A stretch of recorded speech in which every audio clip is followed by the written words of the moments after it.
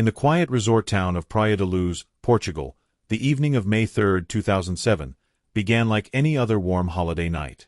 Families gathered for dinner, tourists filled the cafes, and the ocean breeze carried the ordinary sounds of a peaceful vacation destination. But for the McCann family, this night would become the beginning of one of the world's most haunting unsolved mysteries, the disappearance of 3-year-old Madeleine McCann. To understand the weight of this case, we must start with who Madeleine was. Born on May 12, 2003, in Leicester, England, she was the eldest child of Jerry and Kate McCann. She was described as bright, curious, with distinctive blue-green eyes and a small brown spot on her left iris, a feature that would later appear on missing posters across the world. The family, Kate, Jerry, Madeleine, and her younger twin siblings, decided to vacation in Portugal with their close friends. It was supposed to be a relaxing trip, a break from their demanding jobs as medical professionals. Their resort, the Ocean Club, was designed as a family-friendly destination with pools, tennis courts, and apartments arranged around a central recreational area.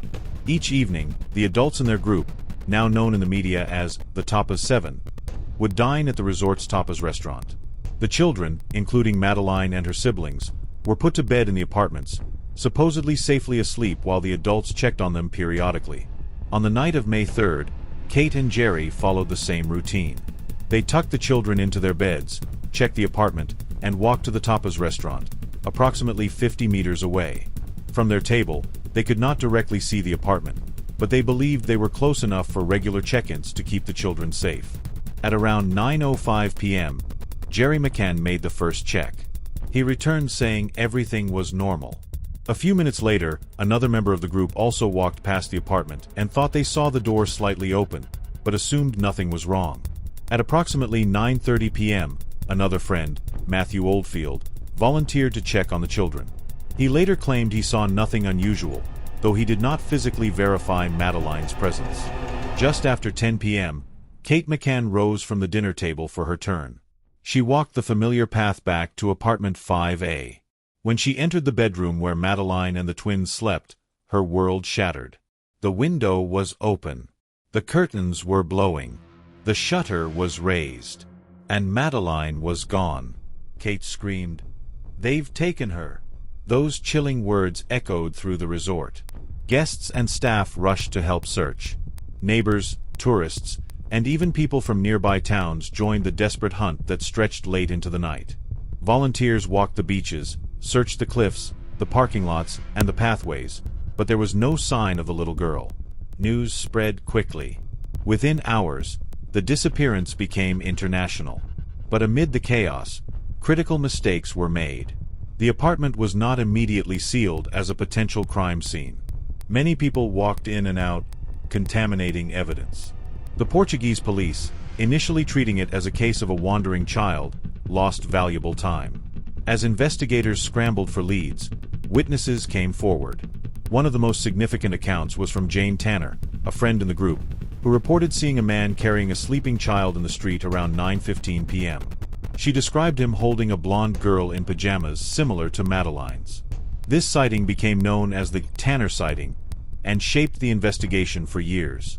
The Portuguese police launched Operation Grange. British police assisted, and a global media storm erupted. Yet the more attention the case received, the more complicated it became. Rumors, theories, accusations, and speculation took over headlines. As days turned to weeks, the investigation faced challenges. Portuguese detectives suggested the possibility that Madeleine had died in the apartment, and the parents were involved in covering it up. This shocking theory created division between Portuguese authorities and the British public. Kate and Jerry were named official suspects, arguidos, but later cleared. Despite no evidence proving their involvement, media speculation stained their reputation for years. Meanwhile, other theories emerged. Some believed Madeleine had been abducted by a stranger, possibly a child trafficker. Praia da Luz had reports of suspicious individuals lurking near the resort days before the disappearance. There were accounts of break-ins in nearby apartments. Some believed the abductor had been watching the McCann children for days, waiting for the right moment. There was also the mysterious Smith sighting, reported by an Irish family. They claimed they saw a man carrying a child around 10 p.m. in a direction away from the resort. Their description differed from Jane Tanner's sighting, adding further confusion. Years passed. Investigators chased hundreds of leads. Psychics, private detectives, and international tip lines became part of the story.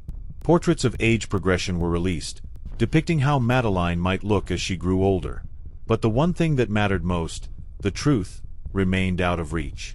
In 2013, the case saw renewed attention. British police announced they were reopening their investigation. They reviewed old evidence, re-interviewed witnesses, and built new timelines. One significant development involved a group of men suspected of burglaries in the area at the time of Madeleine's disappearance. Phone records suggested unusual activity near the apartment. Yet even this lead faded without resolution. Then, in 2020, authorities named a new prime suspect, a German man with a history of violent crimes. He had been in Portugal during the time of the disappearance. His phone was traced to the resort area on May 3rd. He was linked to other assaults and had a troubling record. But once again, there was no conclusive evidence. No body, no DNA, no confession. The disappearance of Madeleine McCann is not just a crime story. It is a global mystery that froze the world for a moment. Millions of people watched the news, searched websites, and followed every new development. Her face became one of the most recognized missing persons images in history. For the McCann family, the pain never faded.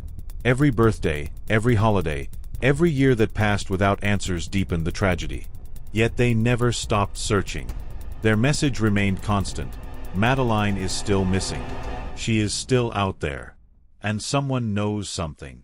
Even after more than a decade, the case remains unsolved. But its impact continues. It changed the way the world views child safety during travel. It pressured police agencies to cooperate internationally. It sparked debates on media influence, public opinion, and the power and danger of speculation. Today, Praia da Luz still looks calm and peaceful. Tourists still walk the paths where Madeleine once played. Apartment 5A has been repainted, its windows replaced, its doors changed. But behind those walls once stood the center of a mystery that shook the world.